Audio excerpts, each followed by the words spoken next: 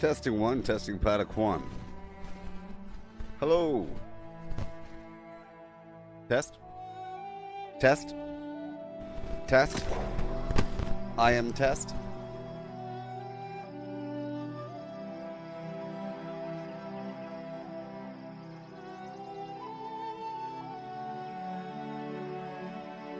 I am test.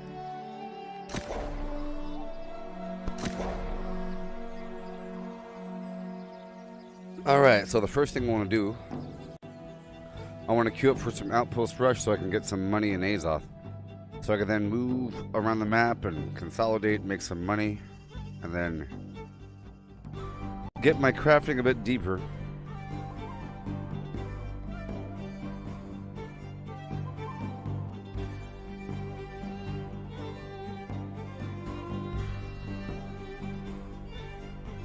Oh yeah. Oh yeah. Hey there, gamer kid. How's it going there, buddy? Look at my white balance. It looks like I'm Caucasian because the camera's messed up. Exposure's too high.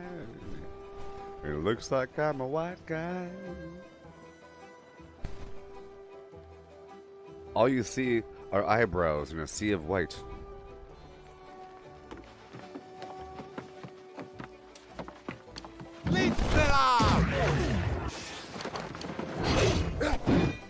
Yeah.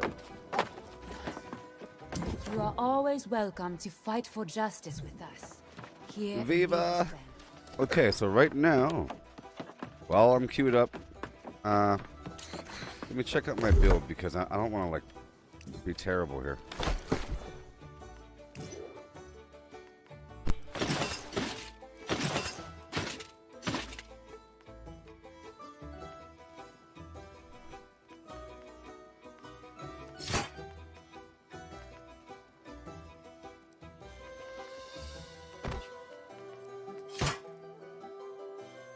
I'm gonna go hammer and ice for a bit.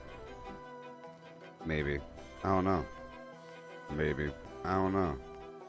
Well, I guess hammer and fire so I can get away. I need some movement. Or I guess axe and fire. The usual. All my points are in strength and a little bit of intelligence. A little bit of constitution. I could narrow that gap by eating something. And I mean anything.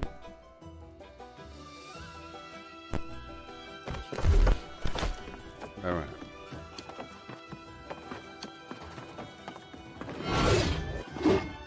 So here we go. I'm going to go out there to get some fish. Again. And some oil. And some death motes, you know. Just a few.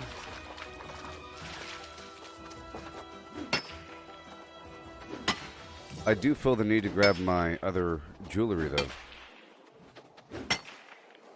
So I'll see about that. Well, I should do it now, huh? I should do it now. Before PvP starts, because I'll be complaining if I lose and say, I should have grabbed my stuff. I should have grabbed my stuff. Hey, Chris, how's it going?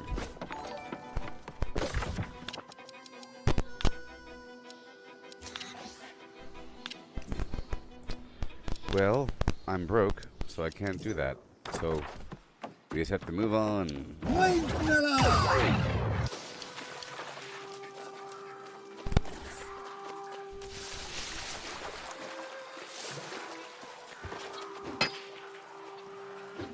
Yep, I had some good rest, and then I laid there for a bit and got some more rest. You know, I woke up and I laid there for a bit. I did my Twitter perusals to get my finger on the pulse of the world. I like to be very current on current events. You know, man, things are changing all the time, and it's best to be aware of things right when they first get revealed. Otherwise, you can't trust the reiteration of an event. Usually, the first exposure to information is relatively true, but then you have manipulation and editing, and then people just give their interpretation of what they think really happened, or they just tell you what happened. or they'll show like a picture and then explain the rest. It's best just to see the video. You know. Same thing with tech.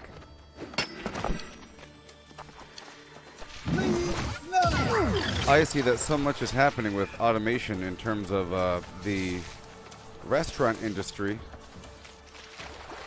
The typical robotic arm that's used to build cars is being used in the restaurant industry quite a bit now to serve as an all-purpose kitchen assistant. It can flip burgers. It could flim flam your fries. Oh, Gamer, could you saying that Twitter's the best place to find information? Yeah, well, it's one of the best places. Your name is Gamer Kid, so what the heck do you know?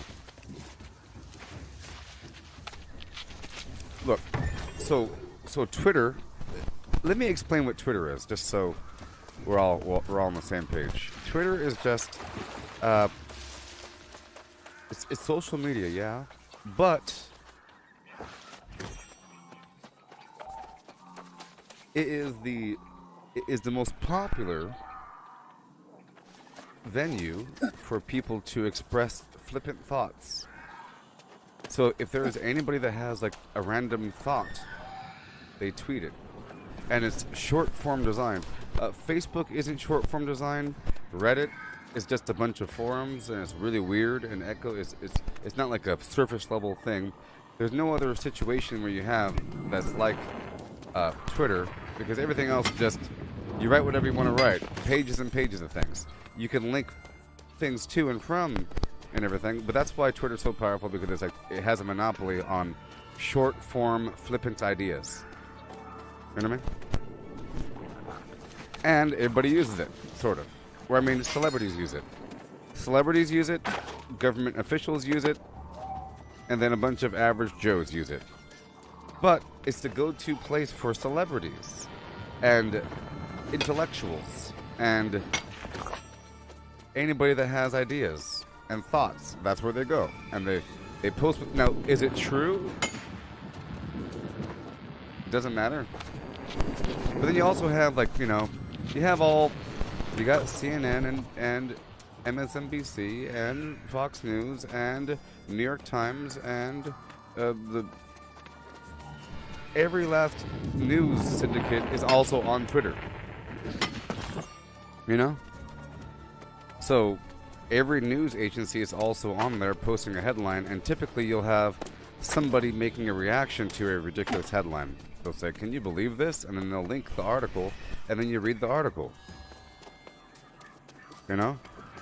It's sort of like, so I would consider Twitter to be an inside-out YouTube.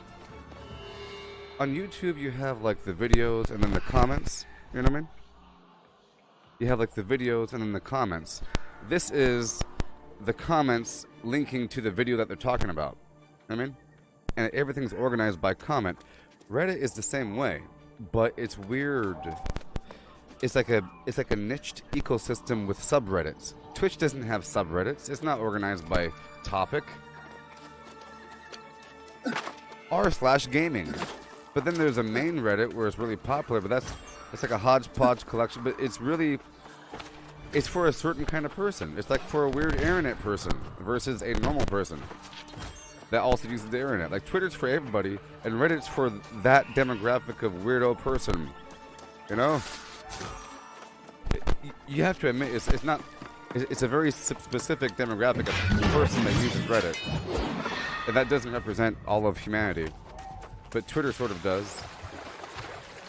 Mind you, really young people don't use Reddit, but who cares about really young people?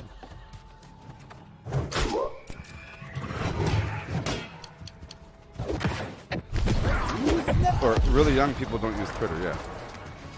You know?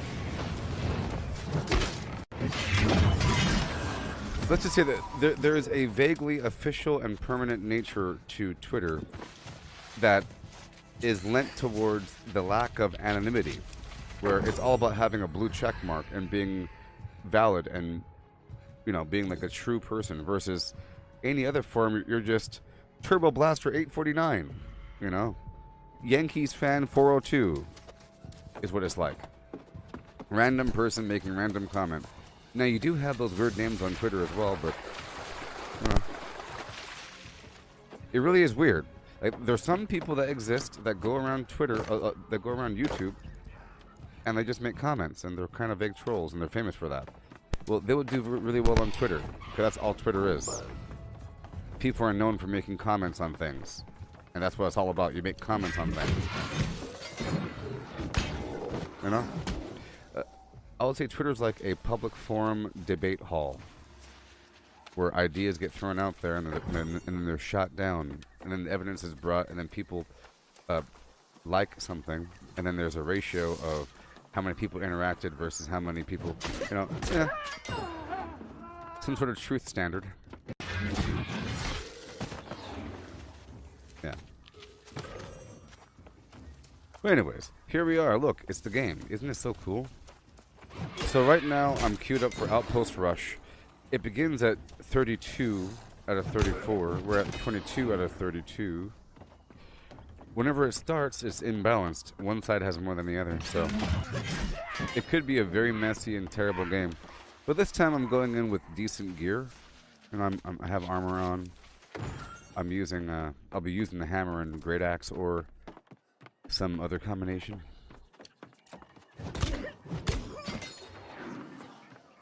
I like to have a lot of money so I could freely move around my build.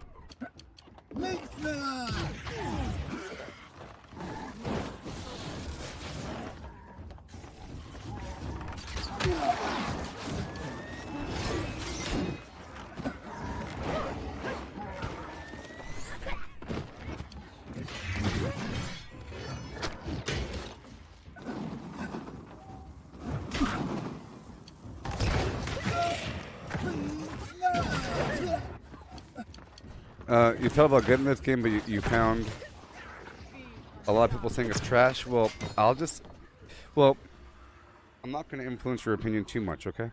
Not just yet, but I want you to tell me all that you know from what you heard people say. And while you describe that, I want you to watch me play the game.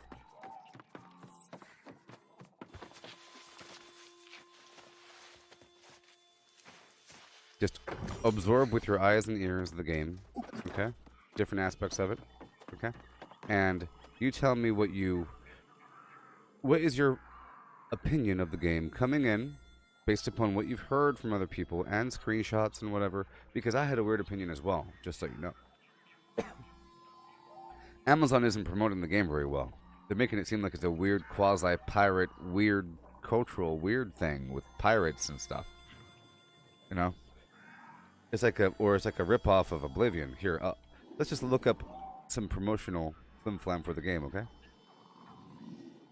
I'll go to newworld.com. This is the website. You got some weird helmet, you know, and it says Eternium, and then you got some video. That looks pretty cool. Okay, you got some people fighting. Typical MMO with some guns and some stupid cinematics. Okay, you got things. Alright. Explorer. Okay, that's every game in the world. But what makes the game special?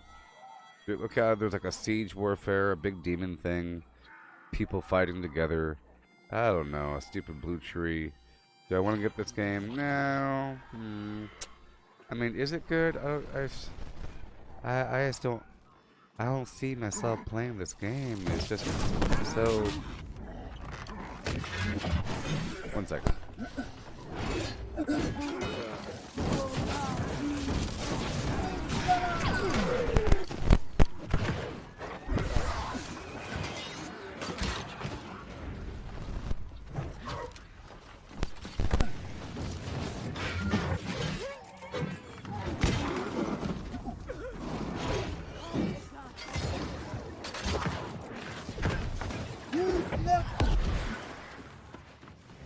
Okay, so let me speak from a negative perspective. I'm gonna act like I'm one of the bad people, just to be fair, because I know what the enemy's opinion is of the game. I understand. So let's just say I'm gonna act like I'm one of them. Okay. You know, it'd be great if the game had more content. At a certain point, it just gets way too easy. I guess for casuals, it's kind of hard, but at a certain point, once we're done with the gear, there's nothing else really to do. You can do the same Lazarus or dungeon forever. I personally do Guardian of the Ancients 5 times a day, and this game is just so boring. I mean, once you conquer everything and the populations are so low, it's really designed for a lot of people. And once the population gets low enough, it's just trash. And then the market's garbage. People want to cheat, and it's just stupid. There's nothing to do. But everything that's just so stupid. It's so stupid. Okay, those people that are complaining, they complain about every game that they ever play. Just so you know, and they'll milk a game to completion, or they'll try to find some sort of completion mark to say, hey, look, I beat the game, just to talk trash about it. And it's almost never valid, because there's a lot of I hit max level weeks ago, or 2 weeks ago. Okay, the thing that makes this game special, beyond your typical thing, that makes it appealing, it's long-term gameplay, where you feel like you're always contributing forever. You know? You're not just wildly doing something. If it didn't have that layered thing on top of the game, it would just be your typical MMO, where you have a map, and locations, and quests, and subquests, and dungeons, maybe some PvP, you know? And then what? See, this one has territorial control. That's why the map is color-coded. They're supposed to be yellow, purple, and green, but green is nowhere to be seen. They got ran off the map. See, they're trying to invade certain territories, but the way that the game works is, I'm currently in PvP mode. There's certain quests I can do across the map. If you look at the stuff below my face here, it says PvP, whatever. Those quests, if I do them in a territory, it provides influence for my faction, the yellow people. Okay? At 100% influence, anybody from my faction can declare war. The war is a 50 versus 50 siege warfare thing. Pretty cool. I've never done it. You have to be invited. It's sort of prestigious. You have to be level 50, and it's epic. And then whoever controls that city after they win, they get to charge. They get to adjust the tax rate of refining, of crafting, of trading at the auction house, because there's a bunch of auction houses across the map, which is really awesome. This is a major auction house game, and of property. You're able to buy a house, and the house gives you fast travel, and some other bonuses like storage and bonuses to luck and so forth if you're in the territory after you build furniture. But you gotta pay taxes. Also, whoever controls the town determines the final states of all the workbenches. So you could have really high workbenches in one area and really low level workbenches in another area, and then have the tax rates reflect that, and so forth. Then you have a little fortress that you can control that gives everybody with that faction, in that faction, a bonus. See, right now the green people are in control. The Marauders are in control of the Bastion Weaver's Fen fort, you see. It'll remain active until war is declared. Everybody in that green faction gets extra experience, more influence, so that they can declare war faster, and more rewards from turning in faction missions. So, and every location has different sort of rewards for the fort. So this is a location. It's pretty cool, and the crafting in this game is pretty darn important. So it's pretty heavy on crafting, pretty heavy on gathering, and all that. And then it's a non-class based game, so it's all about your overall point spread that you can respec by paying some money, or it's about your points that you have on your weapon, like your perks on your weapons. But if you swap out your weapons, you have new perks. But the weapon requires certain attribute points to make it work out. Certain enemies have resistances or vulnerabilities. So, for example, this is Slice, this is Strike, this is, fire, nature damage, ice, void damage, thrust damage, and so forth. And you're supposed to adjust accordingly. Some weapons give you nice movement, like this fire staff, and this great axe can do that. This great axe can pull them towards me and do a big old choppy chop, and has vampiric action. So you could be any manner of sort of hybrid. And light medium armor matters. Right now, I'm trying to fish here, so I'll swap out my armor for my fishing gear. I'm destroying some extras I don't need. So here's my fishing gear. There's a fishing hole with fish popping out of it. That's my whole goal right now. I just hit level 200 fishing the other day, so now I'm trying to go around the map to these level 3 fishing holes and clear everything out along the way. Okay? That really is too bright. I have to adjust that camera. Maybe.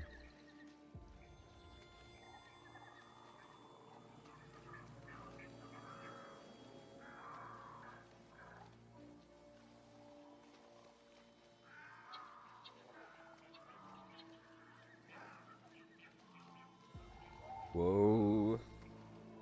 We're halfway there. Whoa. Living on a prayer. Take my hand, we will make it, I swear, baby. Living on a prayer today. Alright.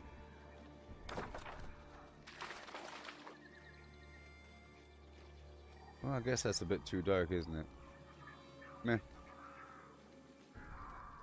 Alright.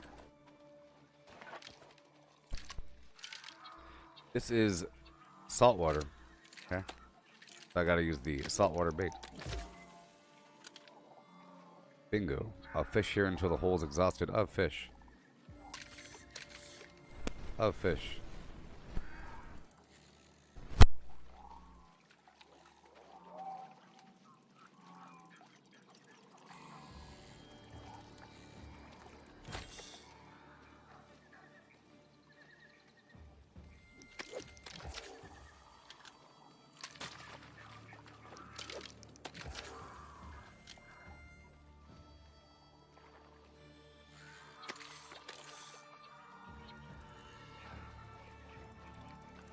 Yeah.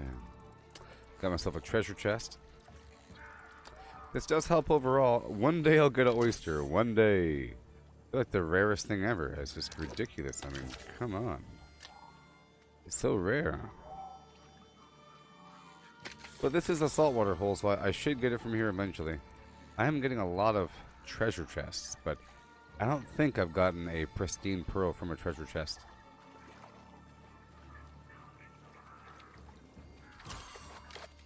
Oh, as for the fishing's pretty simple. Sometimes games get all kind of crazy with fishing. You don't have to steer left or right. It's simple and complicated enough. Okay, it's very simple, but not really. I don't know. It is sort of complicated, but not really. It's actually very simple. You know what I mean? You just have salt water or fresh water. Okay, and it's actually good because it's simple. That's why this game is good. Everything kind of makes sense. I'm very impressed with how well this game works with all the synergistic everything. So, you have salt and fresh water, okay? Of course, you need bait. To get the bait for fresh water, all you gotta do is go around and pluck that reed right there. You see that reed? To my right? They're everywhere around water. So, everywhere around water, you'll have the reeds. And they'll give you fireflies on rare occasion. The standard bushes like that will give you a woodlouse. Woodlouse is like the lower quality version of bait for better bait for freshwater. And then firefly is a better version. But then you have like snail bait, I believe. Snail bait gives you a chance to get larger fish. So you have better fish or larger fish. You have better fish or larger fish, okay? And you have just different tiers of bait for the better fish or larger fish. You have better fish, larger fish, saltwater, freshwater, day, or night. You have gear that gives you fishing bonuses, like chance of getting better fish, larger fish, cast distance, and so forth. And then your focus stat here, which is really, this is like your healing stat and your mana regen stat. But if you boost up certain stats, you have different bonuses. Right now, all my points are in strength because I'm mining, which increases my mining speed and my overall encumbrance, my weight of mined items, and so forth. But fishing line tension for 50 focus, decreased rate of fish, fishing line tension, increased caught size, and so forth. And then the fishing rod itself, there's different tiers, but this is a very good fishing rod because I went through the entire fishing quest line. It's a big deal. And then the fish themselves, you have these legendary fish that are very, very, very nice. They're used in very specific recipes or in decorating your house for bonuses, because there's house bonuses. And on typical, fish, when you break them down, give you fish oil if they're a big enough fish. And then fish oil combined with nuts equals cooking oil. And cooking oil is used in most better recipes, you say. And the recipes are pretty important, like the salted poultry with cabbage, the savory fish cake, and the poultry with roasted potatoes, right? Those probably take cooking oil. So people that want to have the highest chance to have a higher amount of luck while mining to get gems to sell in the auction house to make money will need a bunch of cooking oil. And to get that cooking oil, they have to fish or buy it off the auction house, so money. Also, while fishing, you have a chance to get these treasure chests, because I maxed out fishing a couple days ago because I wanted to increase the rate at which I got this stuff. Bunch of gems and high-end metals. As for fishing, you can fish anywhere. You can fish anywhere, you know, but you have these fishing holes that are visible only as you level up your fishing. You can see over here under the fishing, under fishing, as you level up, more fishing hotspots are visible. But you have to, like, know where they are. You find them as you travel. See, I found this one here, I found that one there, and once you find them, they're there forever. But you have secret fishing spot, rare fishing spot, and broad fishing spot. The broad fishing spot has a lot of fish. Fish are jumping out of the water, you know. So it's kind of complicated, but not really.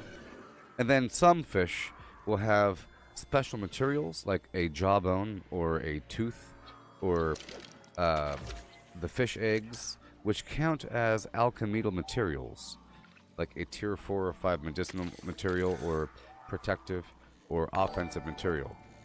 So if you, or like an eyeball, I'll show you. So you end up fishing for alchemy and for cooking and for furnishing, you know, and just for jewel crafting. Fishing is very important. That's why I have my mining gear on, like I said or before, because I'm trying to gather a ton of gems, and a quarter or half of my gems are coming from fishing at this point.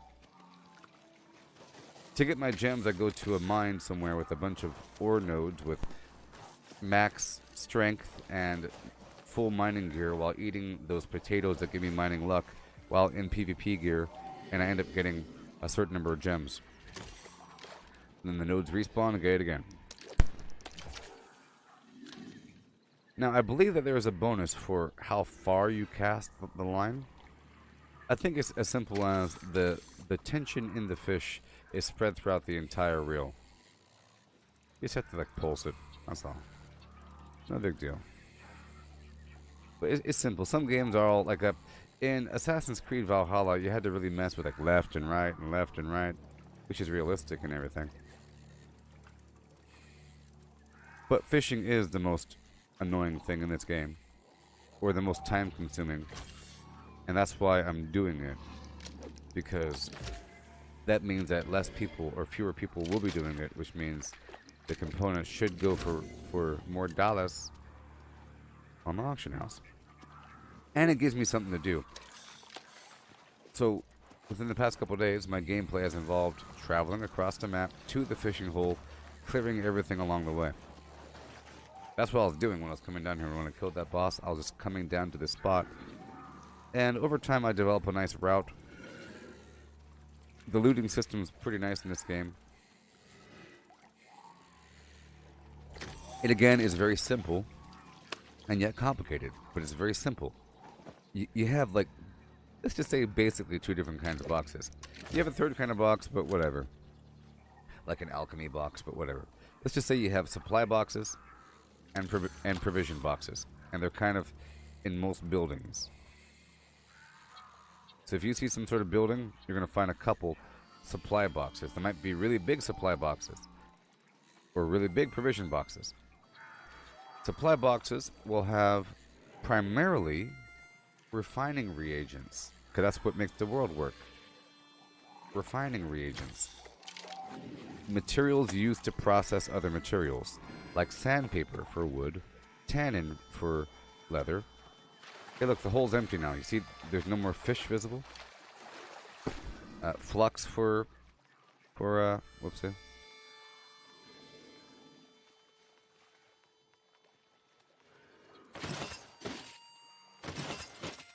Yeah, flux for the ore and so forth, but you get that from supply boxes, and it's really important. You could go around mining the wilderness for a while, get your ore, but then eventually you have to go around a bunch of buildings and kill a bunch of bad guys because they're there. You don't have to kill them. Bad guys don't really drop anything. They do, but it's based upon your present luck. There's ways to increase your luck. If you have a socket and you put a pearl inside, that increases your luck. And certain gear has luck on it. Like if I can find it. Probably nothing I have. Probably nothing I have has... I'm not using my luck set. But it'll just say, luck. From monsters and... from monsters and chests. So you can kill a bunch of bad guys and they won't drop anything, but then once in a while, one of them will drop a small little bag. Which is fine, you don't have to waste your time. But creatures, you have to skin the creatures. So now I'm heading back across the map. I'm going to head towards this, where are we? We're at 19 out of Flim. I guess I'll just keep on heading down. You know what? I'm going to head down south. After hitting up this fishing hole. I've been trying to keep it to 3-star fishing holes, but I think I should go for all fishing holes. It's just the broad fishing holes just take way too long. That's oil.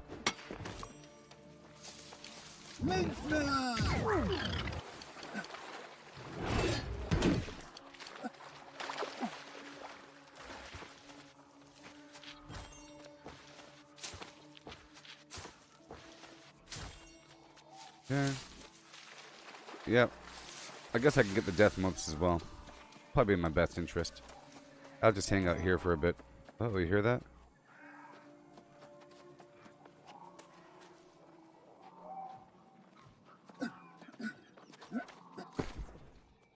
Baby, it's okay. Someday. Ooh. You got to hold on, ready or not.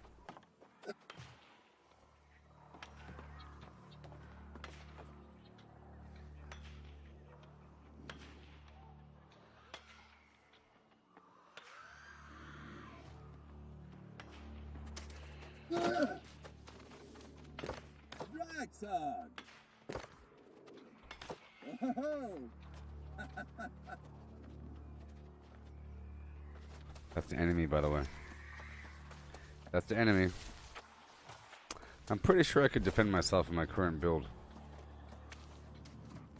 I knew he was coming because I heard that. The sound design of this game is really fantastic. So it's a game that forces you to collect resources. You can cut down all these trees. That's why it's kind of cool.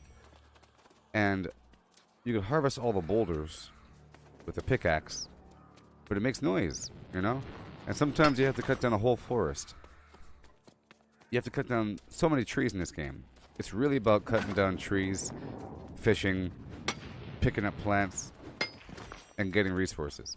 And then looting boxes and all that dungeon stuff and everything, that's a side product. Now, if you're still watching here, gamer kid, the people that didn't like the game, they're people that completely skipped the harvesting phase of gameplay. They found themselves with a bunch of money, and once you have money, you don't have to harvest anything. But I would say 85% of the game is harvesting. So if you don't like harvesting, then you're not going to like the game. Because it's most of the game. It's to figure out a nice route, get to an area, get the high-level trees after getting your skills up, and then sell them the stuff. Or you make money and you flip it. And once you make enough money, you're really, really rich. And then you're above the cycle of, because you could just use your money to make more money.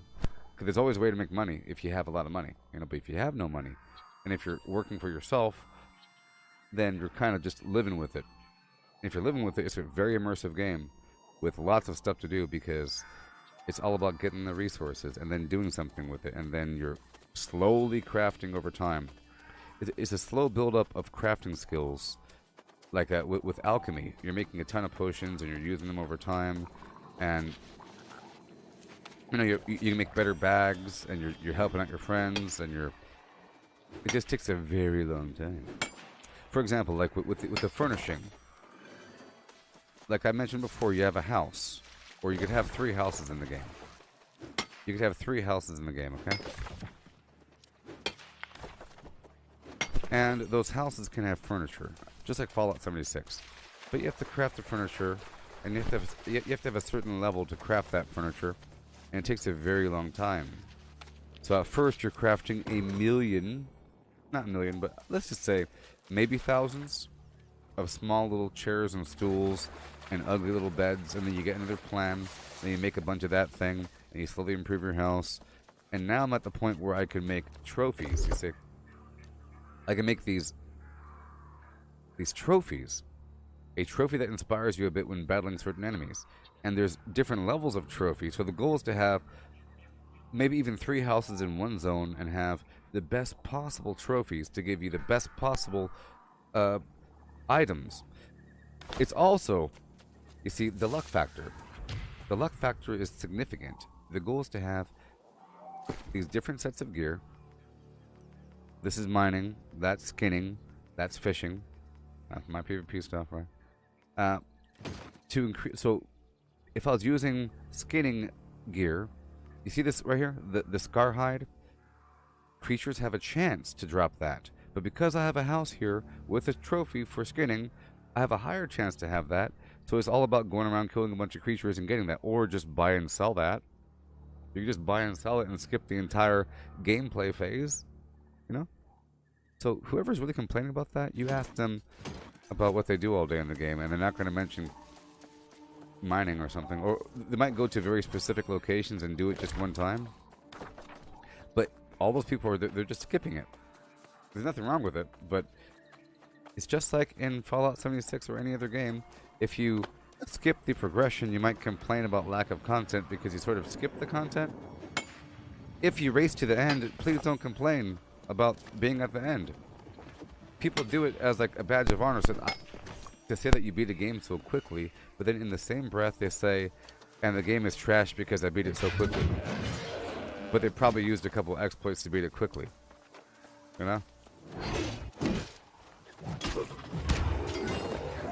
So right now I'm stopping between point A and point B. I saw a player out there, so I kind of stopped, and they're going through this way. All these buildings have stuff in them, so I'm going to check these little houses on my way through, up to that fishing hole. And then I'll be getting the star medal up on the ridge, and then getting the death motes, and then curving back into the town, and then up and around the map again. I'm all out of Azoth, and I'm waiting for this outpost rush to trigger. It's that big PvP mode I was mentioning, because whenever it's over, it gives me a big chunk of money I can mess with. And that really stimulates the economy. It gets people buying and selling. Supply crate. Sandpaper. It's a big deal. So let's say that there's magical blue trees. Magical blue shining trees, right? Called Weirdwood. W-Y-R-D. Weirdwood. Okay? If you chop down, let's say, 2,000 weird tree logs in my inventory, well, you have to have lumber. So in order to turn the weirdwood into logs or to planks, you have to go to a tier 4 logging workbench. So you have to make sure that the location that you're at, because you have to do it over here, you have to make sure that the wood shop right here is tier 4, because another location might not be tier 4. For example, over here at the Monarch's Bluff town, this one is a tier 3. So if I had all my wood there, I'd have to pick it up and then travel across the map just to go craft with it. So I'll have to go to a tier 4 workbench with lumber, sandpaper, and the weirdwood logs. So it's for every unit I need a single sandpaper. So to produce 2,000 logs, I need 2,000 sandpaper. That box back there gave me 15 sandpaper. But it can give me, you know, sandpaper, flux, tannin, bullets, nothing, you know. So it's sort of random. So it takes a long time to get what you want unless you're just mindlessly farming and you end up getting a lot of stuff. So it forces you to go around the map and get a bunch of goodies to then help out with your crafting. It's relatively easy to get 2,000 of something. For example, I'm collecting this bulrush for the firefly. You can see all the stuff I'm getting. Now those reeds there, I have 71 reeds. I could turn those reeds into a wicker basket, but I need solvent. Solvent comes from those containers. I need solvent for every single basket. I have 86. I have 91. I have 93. I have 95. More, am I getting a ton of tannin? No. It's a distinct, purposeful bottleneck. So let's say that you're crafting and you're making a bunch of planks, but you're not smelting. Over time, you might end up with an excess amount of flux compared to your sandpaper or tannin. So then maybe everybody has an excess amount of one thing, and they're narrow on another thing. Maybe everyone's trying to craft some high-end battle axe using some high-end metal. Well, guess what? Flux will be going for a lot of money. So it's like a big dynamic. See, this guy's not going to have anything. Another long-term dynamic of the game is the fact that you have reputation per territory. See? The more you play in an area, the more like your standing increases. All these bonuses. So I'm getting more. My trading tax rate's reduced, property tax rate, gathering speeds increased storage, faction rep. So it's like a long-term progression.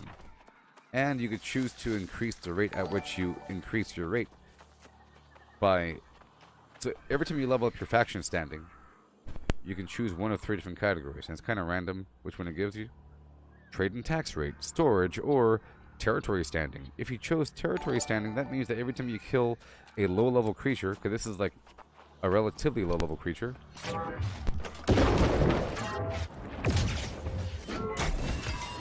I got 6 Weaver's Fen standing for that dude. If I gathered a bunch of them, because it's relatively easy, and killed a bunch, I'll get 60, 120, and all of a sudden you leveled up again, and again, and again, and again, and then after a while, the trading tax rate is no longer important. You don't have to move across the map because the trading tax is too high, and you're able to farm low-level enemies and have a good time. It makes you feel very powerful and purposeful. Like you're able to hang out in a low-level area because the game litters high-level materials through the low-level areas, and they make you go around and do the PvP thing.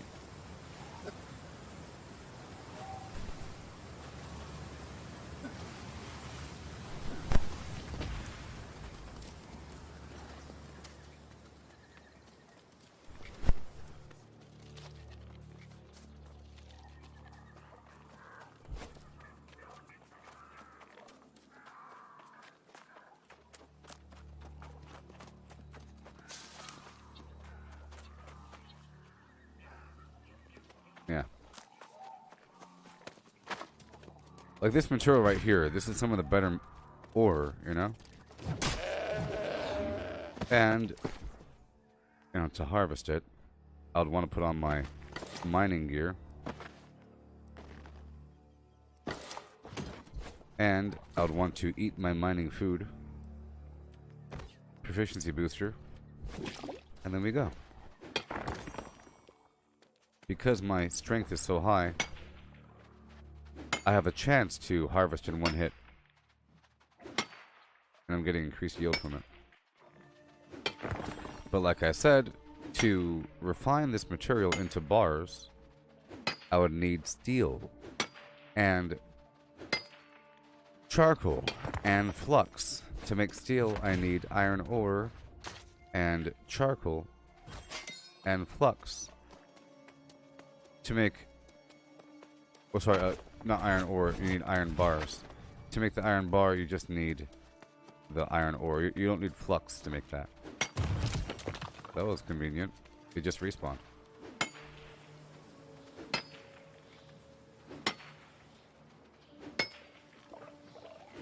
So it's really about trying to increase your own personal rate of luck to get better materials, which then forces you personally to go out there and get your stuff. You're able to buy all you want, you know?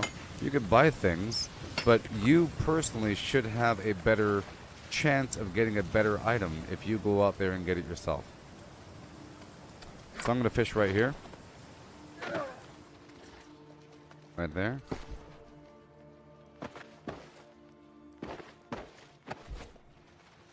This is fresh water.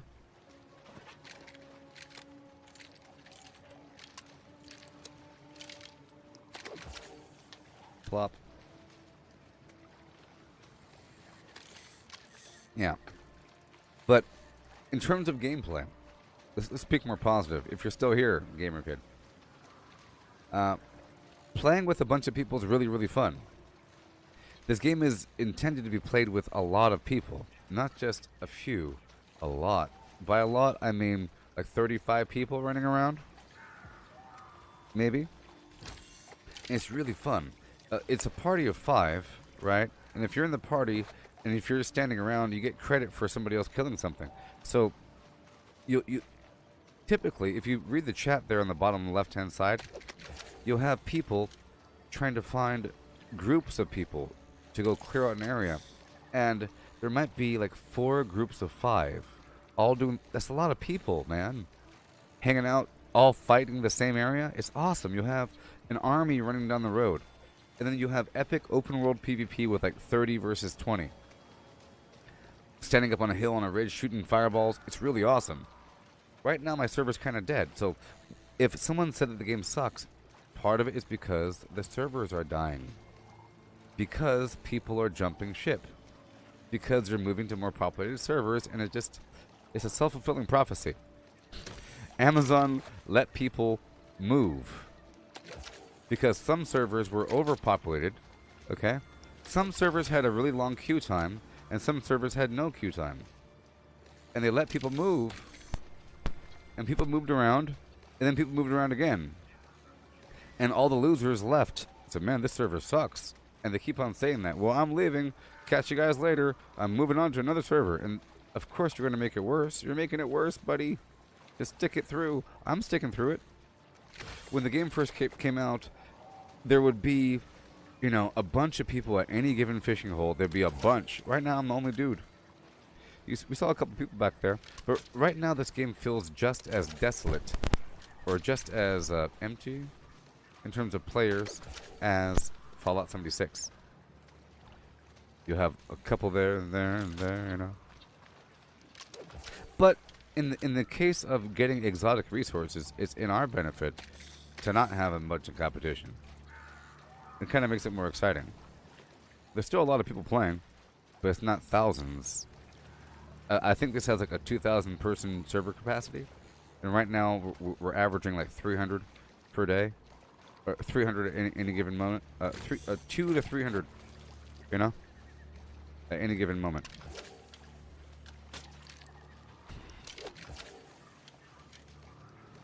How am I still waiting for a match? Exactly, right? So, That's not cross server. That's 27 players on the entire server. I've been waiting for 48 minutes, and all we need is 32 people. So watch, I can get them to join. Watch, 27 out of 32 OPR. Let's do this. See, watch, and then all of a sudden, it just takes a couple people. And that's part of the reason why people think it's dead. Hey, look, one more person. It's at 28. See? It's so fun.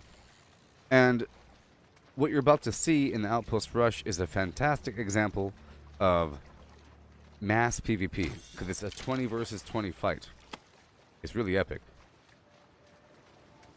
In fact, playing Halo Infinite on those big team battles, it feels like Outpost Rush, but less epic. Because it's fewer. I think that's 12 versus 12, or even whatever the heck it is. It's 20 versus 20, baby. And the war is 50 versus 50. That's a lot of people. And it's really awesome doing PvP in this game. It really feels like a RPG, sort of, because being a tank is important. Being a healer is important, of course. Being AoE, DPS, single target DPS, being really fast, having unique roles, you know, being a heavy hitter, being a distractor. It's awesome. Like taunting the enemy in PvP, wearing tank gear, and going into a shield stance and walking forward slowly, and then people shooting you, and then it's awesome. It's so cool. And then shield bash, and then a person comes in and slams them all with a hammer. It's like, I think it's the best PvP ever. It reminds me of the large-scale World of Warcraft PvP, where it's really funky with all kinds of you know how World of Warcraft has pretty good PvP. There's all kinds of objectives. You have to go take over a spot, or go activate something, or move the train car from one point to another. There's a bunch of people fighting back and forth. But the combat isn't really skill-based in that game. It's more of your skill rotation, knowing which buttons to press when. And maybe having the right trinkets and maybe your gear. You know? This game is gear, it's knowing what to use when, and it's skill. Because you have to aim, and you have to have the right range, and it's so cool. It really feels like that chivalry game I was streaming for a bit, like the medieval combat game with the swords, and you have to get the right opening and jab, punch, stun. It's really cool. It feels like the For Honor game, but the camera's kind of pulled back a bit, and your skills are kind of simplified. But it's ooh-wee. You have heavy attack, light attack, and then your 3 abilities, and then your second weapon. Come on.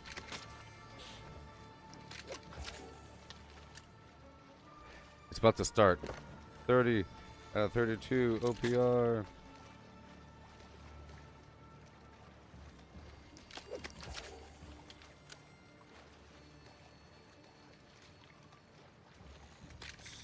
So Outpost Rush is just like those other modes in World of Warcraft, but with the added feature of having to collect resources. I'm sure that there's a few modes, like there's the Azerite situation that World of Warcraft had with the whole pirate theme thing, you know, that they had with one of their expansions, like the island hopping garbage. But you're not really doing anything with it.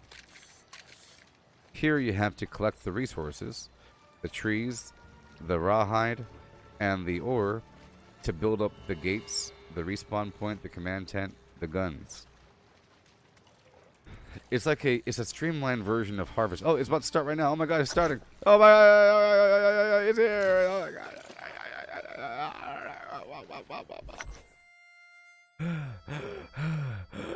Oh my gosh, it's so exciting. Get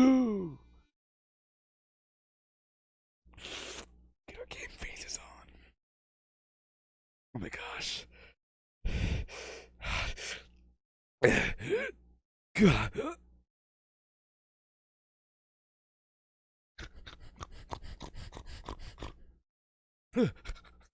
Okay, I'm ready.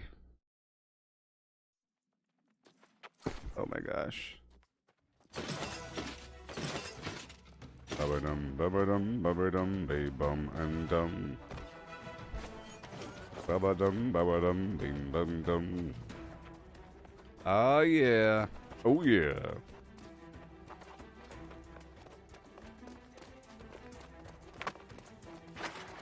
Bing ba doom ba doom ba ding bam boom. Bing ba doom ba doo ba ding bam boom. Bing ba doom ba doo ba ding bam boom. And a bing ba doom ba doo ba ding bam boom. And a bing ba doom and a doom and a ba da doom. Ba da doom.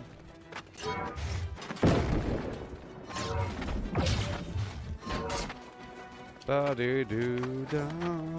Oh my gosh! Here. We go!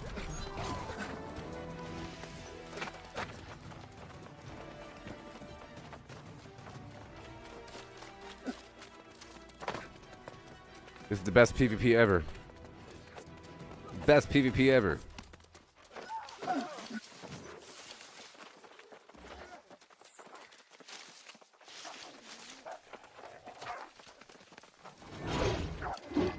Oh my gosh. So here's the map. The whole goal is to control 3 points. Whoever controls this first point wins. I'm telling you. Here we go.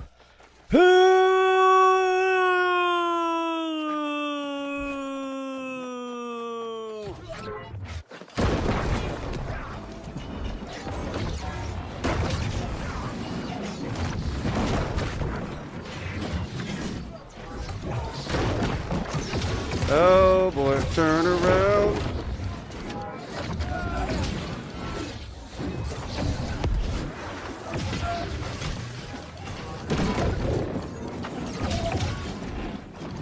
Nope, nope, nope, nope, nope, nope, nope, nope, nope, nope, nope. Oh my gosh. Well, they outnumber us by a lot. They outnumber us by a lot. We're about to find out. Better than Halo Infinite? Yeah. Well, doesn't count. But yes, obviously. Yes.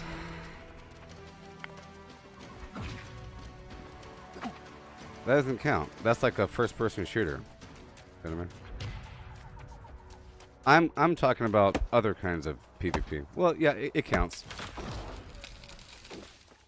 So, if I lose the first battle, I have to make sure to get this door up and running really quick. Really quick. In this mode, you can only cut down these blue trees. They're coming, they're coming, they're coming, they're coming. Alright, it's time. You see, they probably have way more people than us. I could tell right now. Let's find out. We have 16. They have... Oh.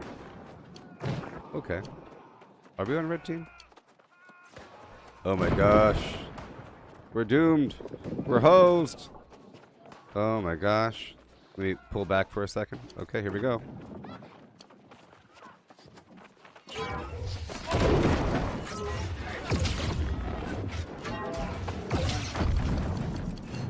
Come on, come on, come on, come on, come on. Come on. Yes. Oh my god. How did he not die? He was about to die. And they killed all of us. Garbage. Garbage.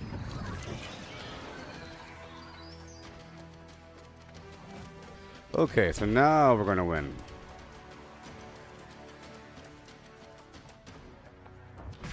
But yeah, I'm not really fully ready. I'm using intelligence amulets, and I wasn't able to swap them out. So, like I said I was gonna do, I should be using Constitution amulets, but I'm not. So it's kind of a waste right now. My life is almost half what it should be, which is a small factor, which is sad. But after this, I'll be able to swap out my build. That's why I'm doing Outpost Rush, so I can get some A's off, so I can travel across the map and then do a couple more things. Okay, so hopefully we can make this up.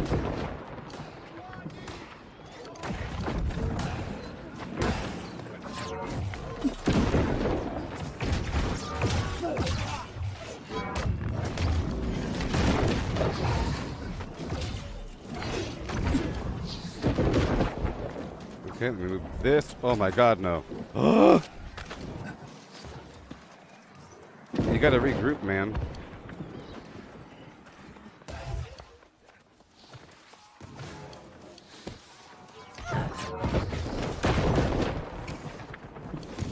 Oh my gosh. They're going to get us, people. We gotta regroup. We have nobody on PvE. Yeah, we're probably gonna lose this one.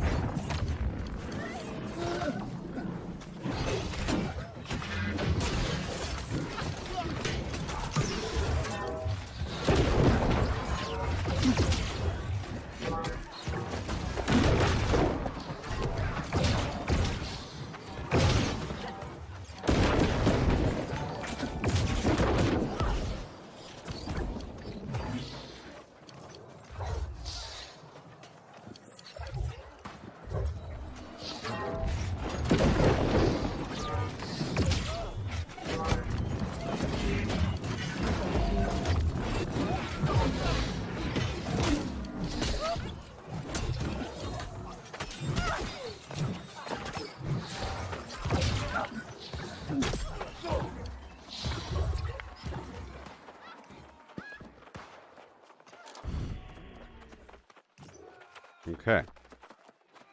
We have to sort of play together here. Gotta sort of play together here.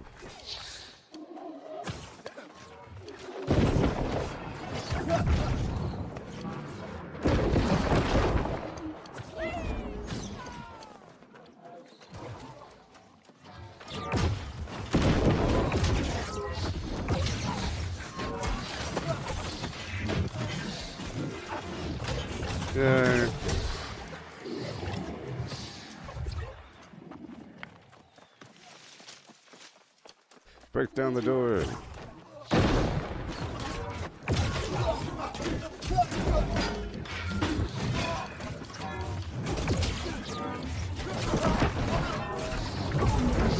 Break down the door.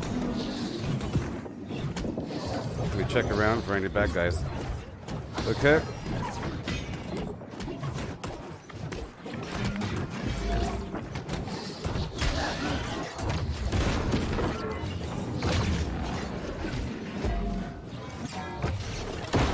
Done. Okay.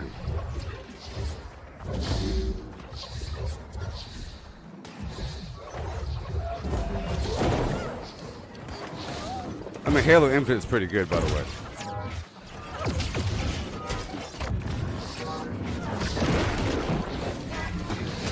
Oh, no, no, no, no.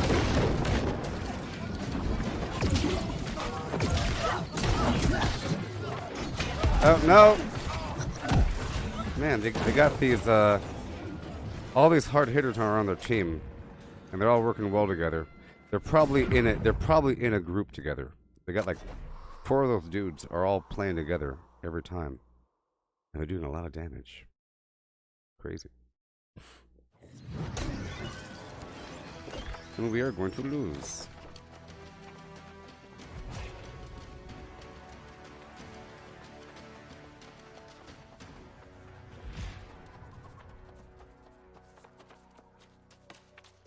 See, in the end, it really is... Okay, good, we have somebody on PvE. Good. It's about numbers at every actual fight and healers. And it's about working together. It's about the timing of... See...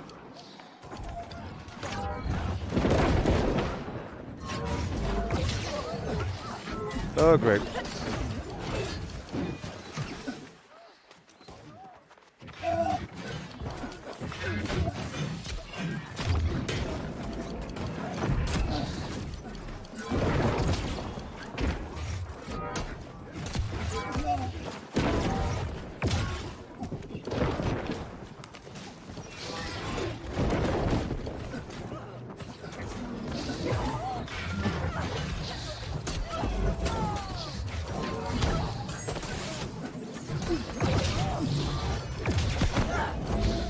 Come on. Oh boy.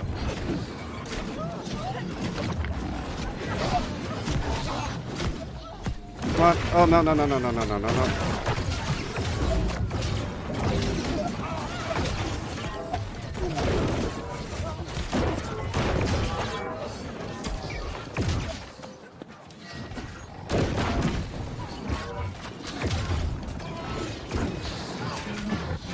Woo-wee.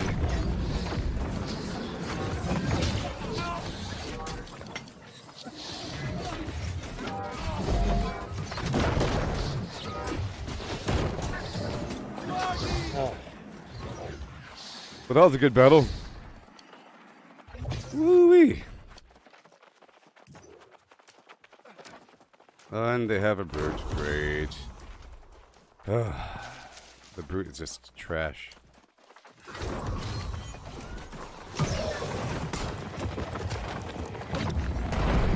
I knew it. That's so stupid.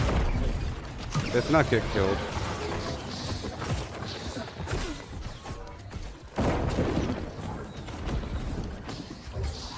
Come on. Come on, come on, come on. Oh no.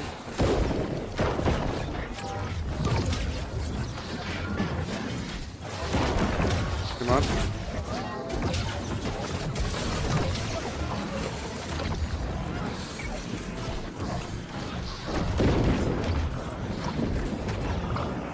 Oh my gosh. Oh my gosh.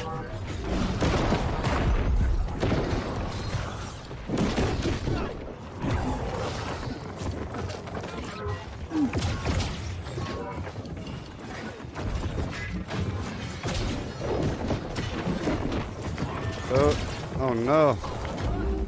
Oh no.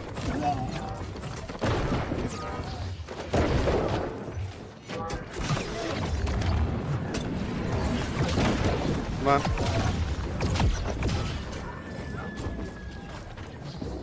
Can't you guys like cut off teams into... Shut up, stupid Sean. Obviously. Yes, all those things apply. Don't say the word like it's obvious. Everything works. Everything doesn't work. We're doing everything. Normally, I enjoy going down to Astra to pull them back, and that's what you kind of have to do sometimes. But right now, if my build wasn't as tanky, I would... If my build was focused... So whenever my build is focused on speed, and we're in the situation, I go down to Astra. It's what I always do. It's what I always promote. Okay? And never give advice again. But right now, it's better if I'm a part of this fight. With my current build, it's better if I'm part of this fight. You get that? I'll say it 5 more times. Except in this situation. In situations where they pull... If they pull all the way back to our base, at that point, you kind of have to go around them. You don't want to fight the Zerg ball at the actual base. You want to go behind them. The gate is down after all. But then you end up dying. Let me go back around.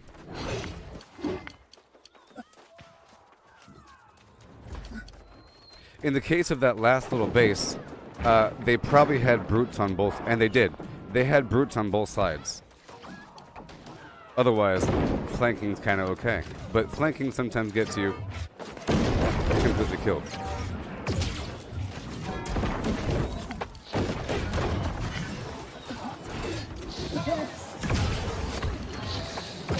But see, fighting right here is really dumb. They basically already won because they locked our side. They have 2 brutes in the middle. So all you can really do is just fight at this point. Uh-oh.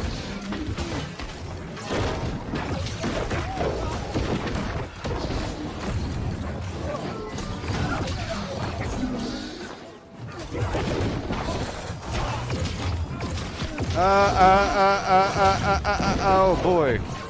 It's so epic.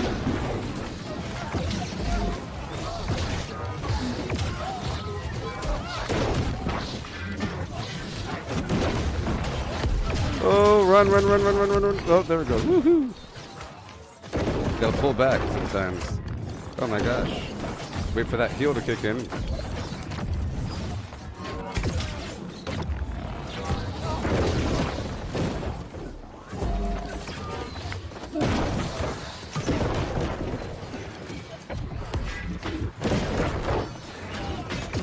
Got him. Good boy.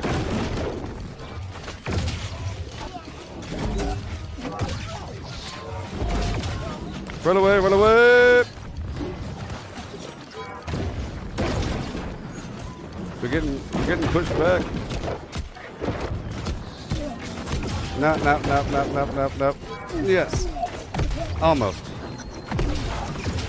Yeah, I think it's always pretty dumb. Oh, we killed them all. That's nice. It's always dumb to fight the Zerg Ball. But if I'm in this build, that's my job to fight the Zerg Ball. You know? I'm always anti-Zerg. You're supposed to use more strategy. But we're sort of doomed and we're done.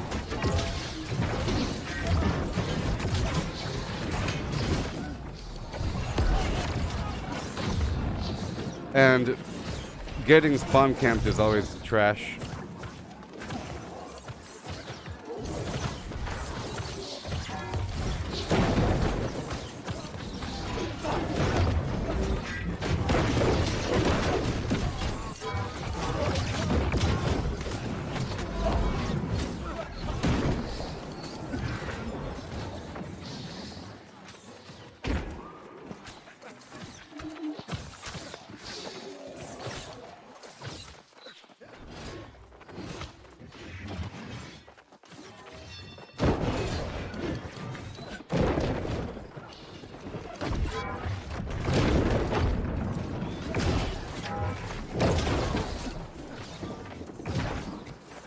So now we have to push through Luna and head to Seoul.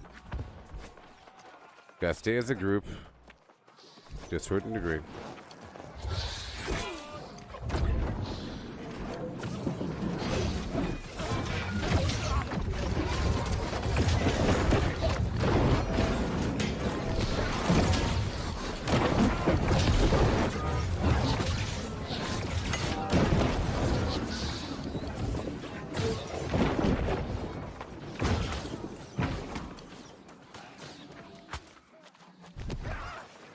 Oh yeah, and now we have the numbers.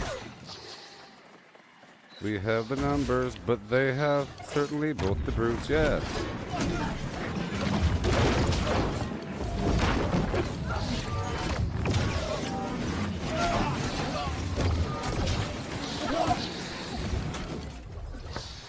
All right.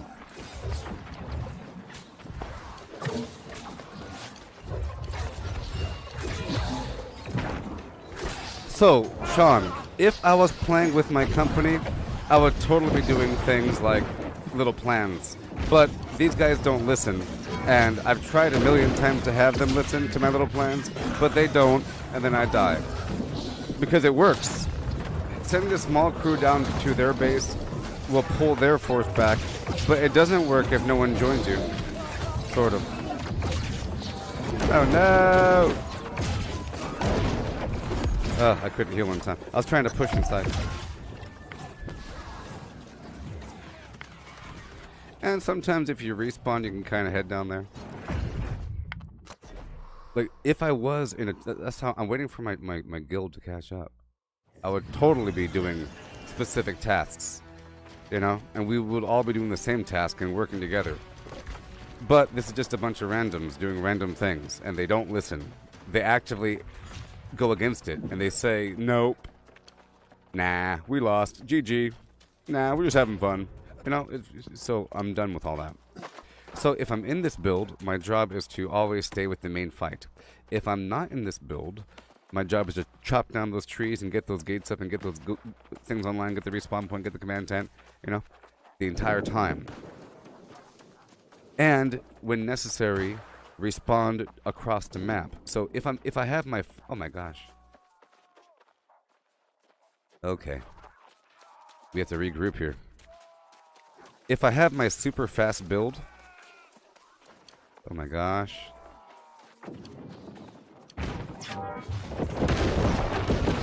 If I have my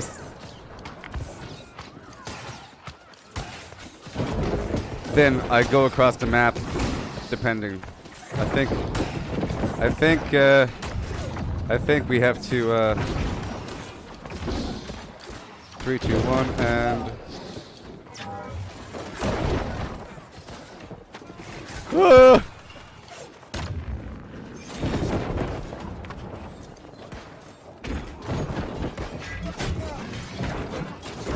Summertime sadness.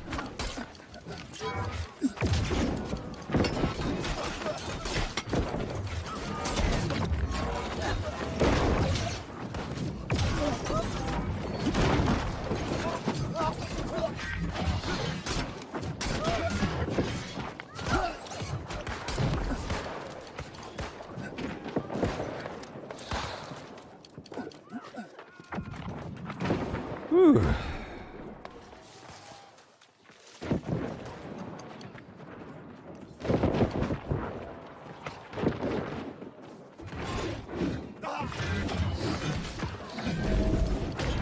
Nope, nope, nope, nope, nope. Nope, nope, nope.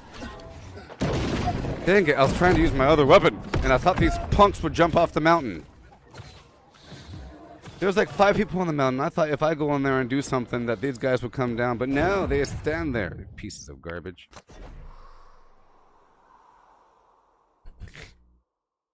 Stupid. Plus I tried to use my other weapon.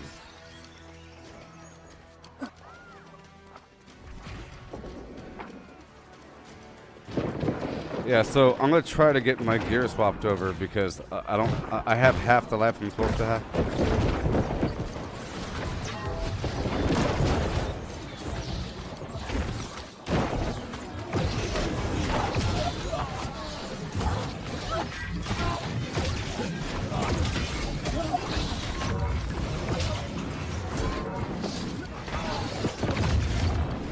Oh, the death ball, the death ball.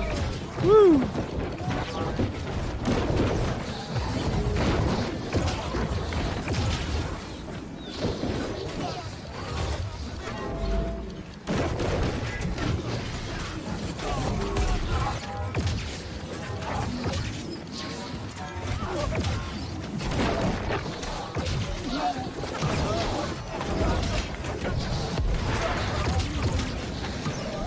Oh.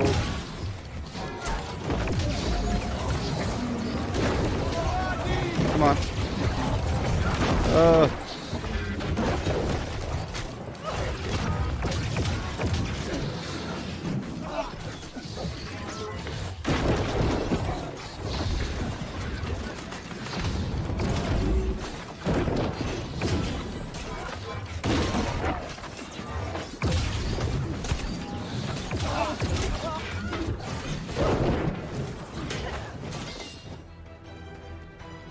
Well, that was exciting.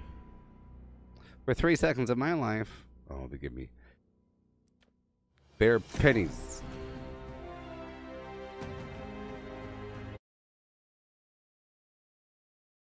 Bare pennies. Alright, so I'm going to swap out my Jemmy Poos.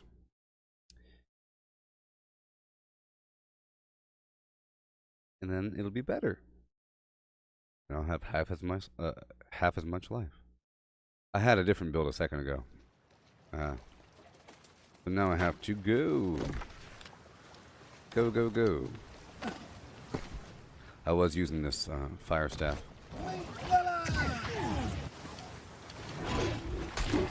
So I have to hurry up across the map before the next outpost rush to swap out my Jemmy Poos so I can, you know, do better next round. Yeah, so basically, I don't know. I guess you missed my lectures. I used to give constant lectures about what you're supposed to do in Outpost Rush because I had a different build last time. Or depending, you know. Even if I have a tanky build, if I have a super so if I have a tanky build where I don't do as much damage, but I have a super, like, if I'm full constitution and very little strength, and maybe I can heal myself, at that point, I like to go invade their base and just stand there and not die and wait for the backup to show, you know? Otherwise, you're... And look, it's just like a... If you treat this game just like a real-time strategy game, where if you constantly harass and aggro their side base, then their main army is pulled back. It's just like if you're fighting in StarCraft and you want to attack their main base, you have to attack their side base. If you never attack their side base, their entire army is at the front. You don't want to attack their Zerg because, look, I've drawn many diagrams. That's why I'm so offended for people to give me advice. Like, it's simple. It's contextual. It's contextual. In that case, my job was to be right there. Especially if you sort of lose. If there's, you know, in that case, we sort of lost right away. So the best you can sort of do is do your best to fight and get as many kills as possible to get some points or something. It's just sort of lost, especially if they have the brutes up and they have the Baron. It's just lost. Sad, sad, sad.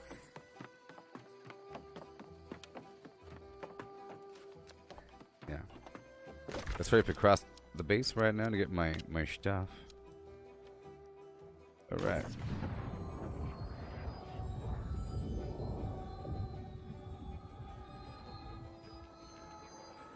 So the way I'll draw it in a diagram because, you know, another diagram. Let me show you, just so you know that I know.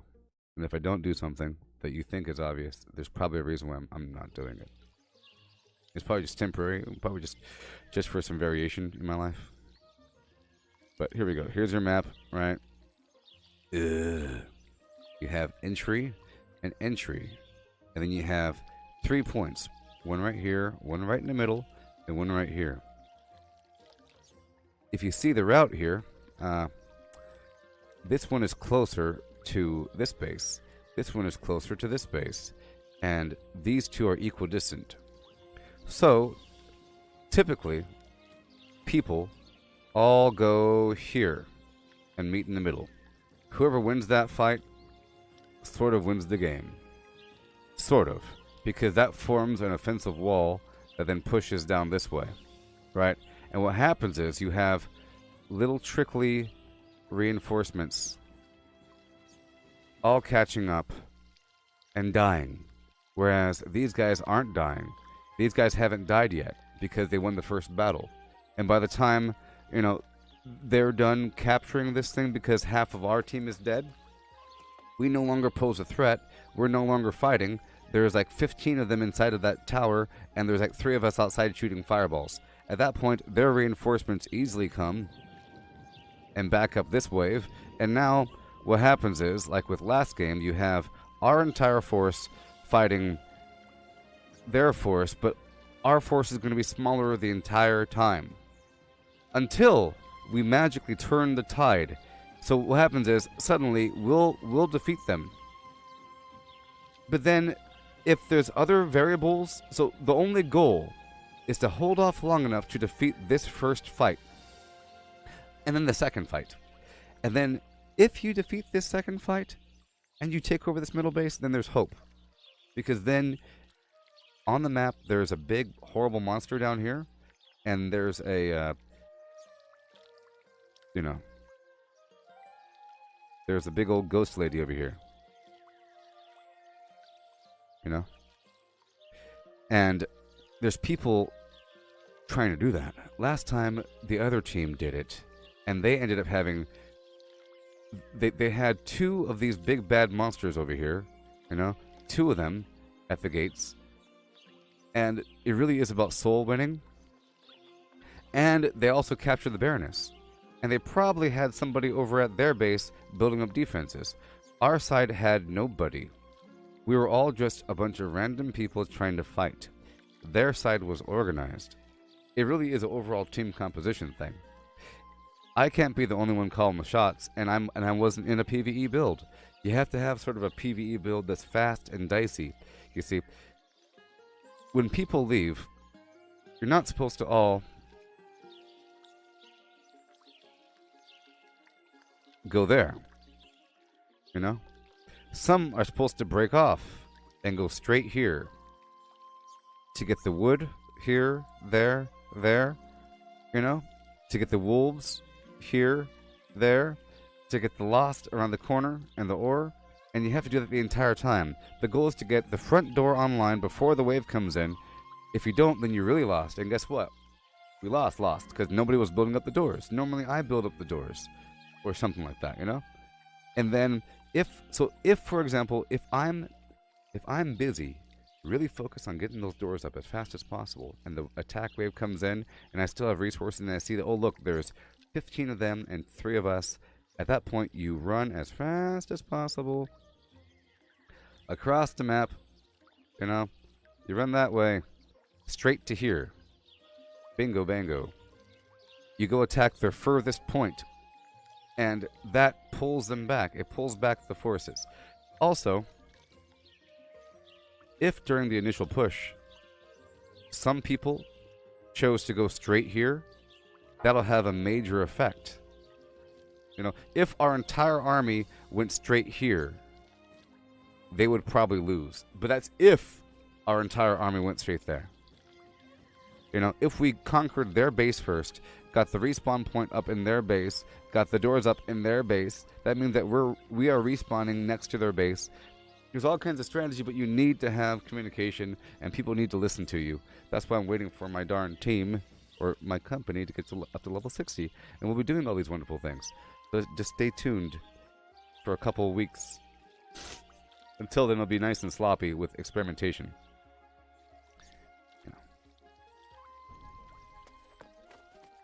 Alright, let's get my stuff.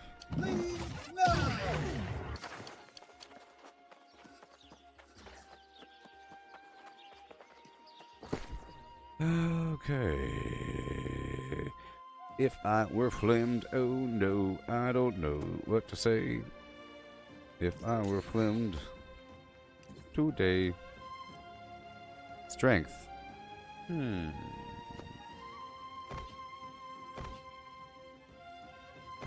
If I wasn't flamed, I'd do anything. Okay. Let's see here. 314, 112. Ba ba ba boom. Ba ba ba boom.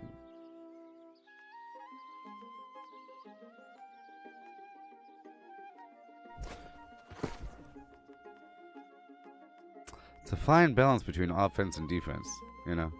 Sometimes in PvP, as you know, defense is more important than offense. Sort by tier.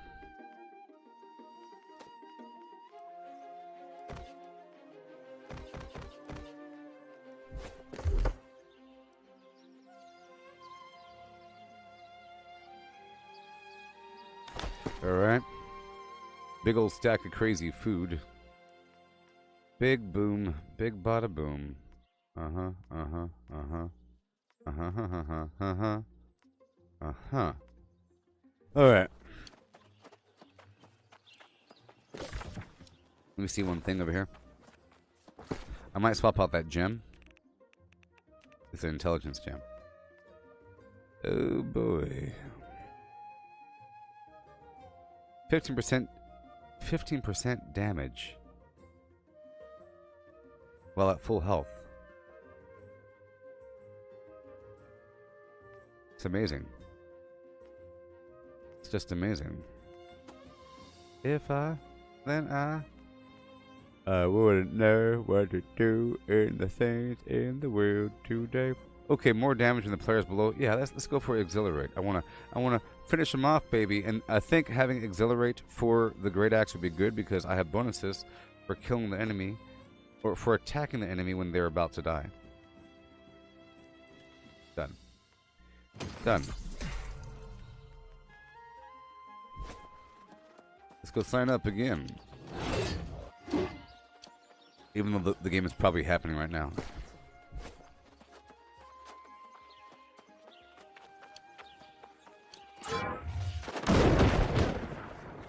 So now I have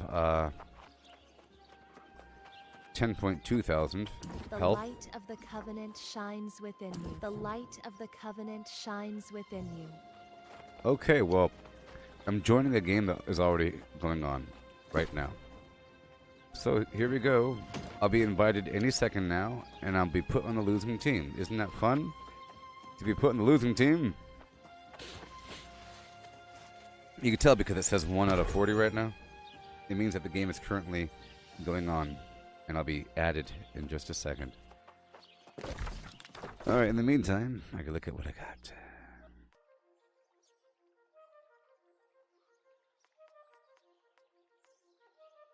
Flim flam today.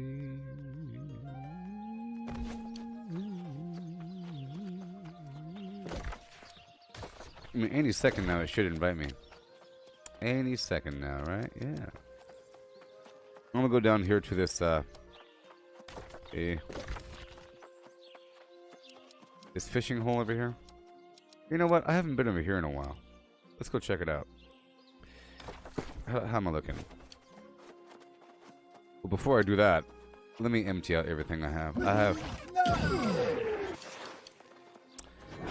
I'll put away my skinning set of gear, and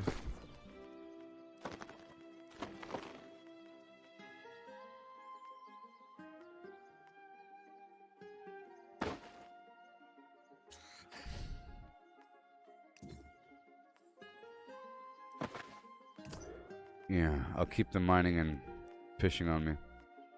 This shield needs to be gone. And we'll move on with all this garbage. So let's just do some consolidation in the background, huh?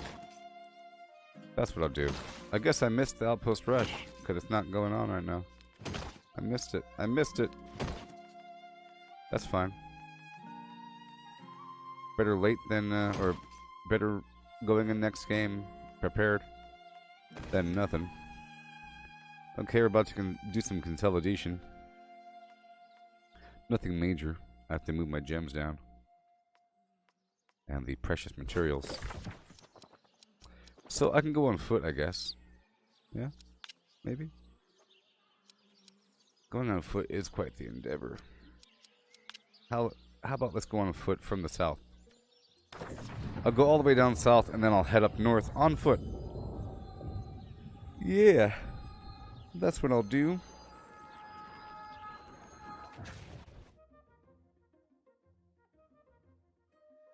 Do you want to dance just to hold my hand?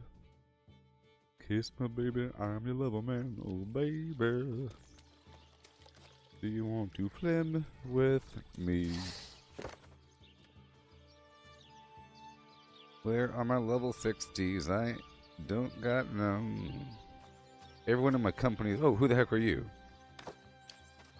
Oh my gosh. I have one level 60 in my guild. Flames Nala.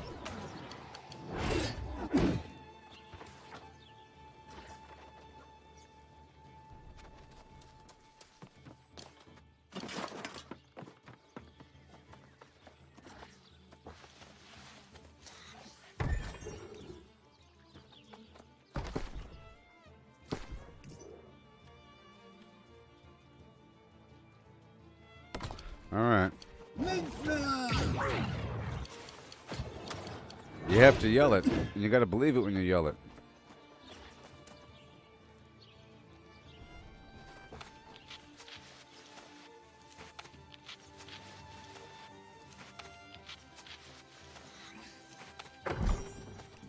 Game blouses. So somebody asked me if this game is better, because I said this is the best PvP game. You know, if it's better than Halo Infinite in terms of PvP, well, it's really different. I'll say like the pure combat of Halo is awesome because it's a dance. You don't kill somebody right away. It's even across the board. The weapons are pretty awesome. You know, I like the jumping. I like the whole theme and aesthetic and everything about it. I love it. I'm a big Halo fan. Humongous. I'm so much of a Halo fan, I'm biased. You know what I mean? But what would make Halo better is if it was an open world Halo multiplayer game.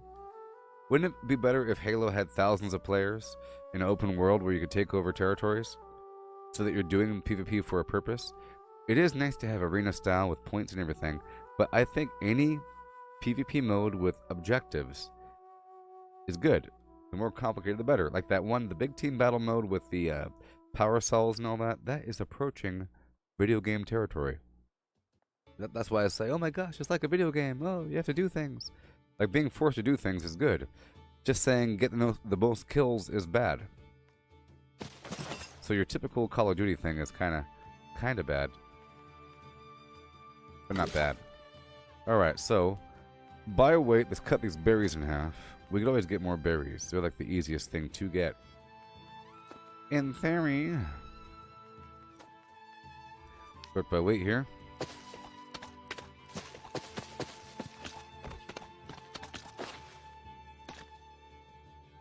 And I remove half and return it. These fish, though. Oh boy. You got the oh no fish. You got the fish.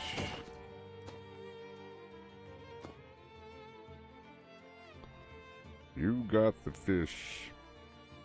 Oh no, yeah.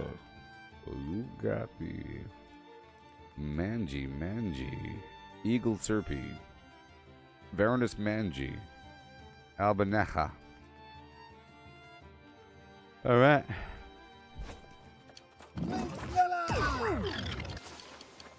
What can I make?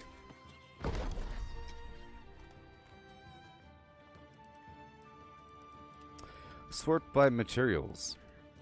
I'm about to go out here into this field of wonders to do the most amazing of thing. Filet and mushroom sauce. Onion smothered pork. Grilled wolf loin and flim flam. Let's go for that. Constitution and whatever. Breakfast bread. That's what I really want in my life. With these eggs for the herb plucking. Salted poultry with gabbage for the mining, or for the wood chopping. Poultry with roasted potatoes. This is for the mining. Tracy, how you doing? Doesn't this food look scrumptious? Look at that sear on that leg. It just looks absolutely scrumptious.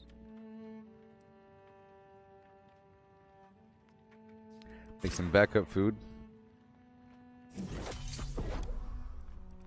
Hearty meals are more than hearty. They're meals. Mushroom. This is a pork belly with fish fillet, and this is called a pork belly rendered. Okay, it's rendered. It's gonna be good. You know, it's gonna make a nice glazy sauce. It'll make the fish taste like bacon. Get some mushrooms because we're big weirdos. Some sausage cut up and a bit of let's just say dill for a nice kick. How about some nutmeg for a nice holiday spirit? Okay, I'll make 38 for the holiday spirit. Pumpkin spice squid food. Okay, I'll use a few of my go-go nuts. Before I use my go-go nuts, I want to make sure to perhaps. No, we're fine. It's a go-go nut fiesta. I'm just using whatever I have the most of. You know? That's one way of cutting it. Slam! Done. And now what do I got? Nothing. Okay, I have a lot of bait on me, but that's okay. 171 pounds of bait. Oh yeah. I don't have my harvesting gear on me. But that's fine. I'll just keep my PvP stuff on me. It's okay. Whatever. Sort by tier. I could use my fishing stuff. Whatever. Are y'all doing just fine? It looks like... So, here's the thing. If I'm already in a queue for Outpost Rush, that means that the second the next Outpost Rush ends, this Outpost Rush queue will be filled up quickly. within a few minutes. So very soon there'll be another outpost rush, and I'm ready for this one, or more ready at least. Before, all 3 of my jewelry items were intelligence, and that's just trash. I have a lot of slash protection, so axes don't hurt me, hatchets don't really hurt me, but spears and hammers do. I have ice and fire ward. My hammer has the retaliate, where I do more damage after receiving hits, which is good because this is the weapon I use whenever I want to stun a bunch of people. You know? Whenever I want to stun a bunch of people, so it's good if I get in there, I get hit, and then boom, or whatever. The axe, I have the moonstone or something. What is that? Diamond. Exhilarate 4, where I do 24% more damage if I'm below 30% health. Oh, I thought I meant my target, but it meant me. It means if I'm about to die. Yeehaw.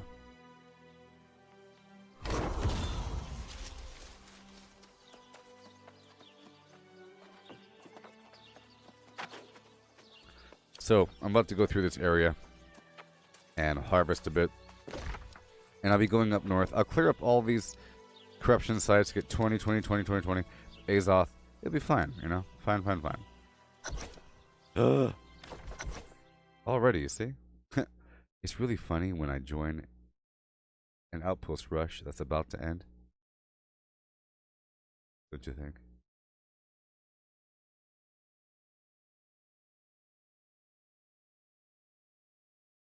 Yeah, I really do think. It's like rain when you're already wet. Yay, I love joining a game that's half the way through. And my team is losing. So let's eat some food. Right there. The wolf loin. And now my stats are like so. 152. Perfect. Perfect. So I'm going to regroup over here at Luna and go from there. But it looks like we have the doors online and we have the guns online, so it's not going to be too bad. But at least we don't have to go through a full game, huh?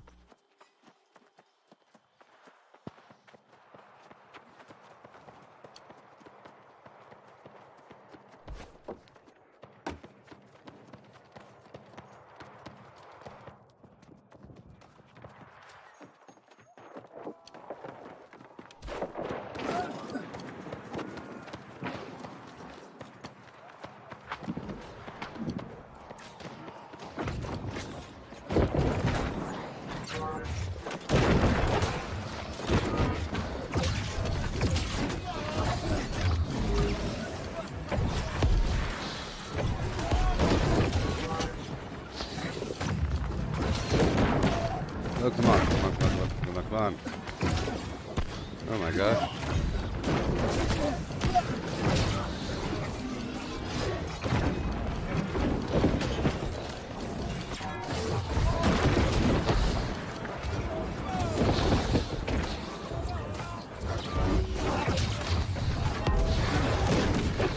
Come on, come on, come on, come on, come on, come on.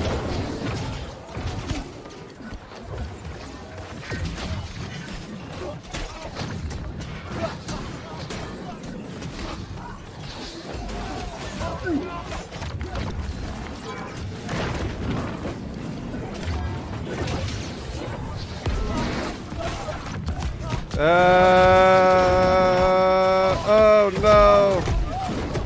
Oh my gosh, I was caught up in the ball.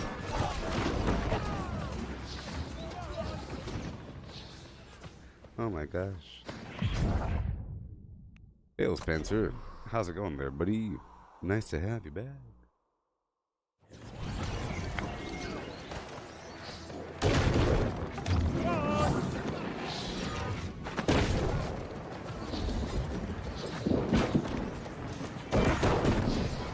Oh my gosh.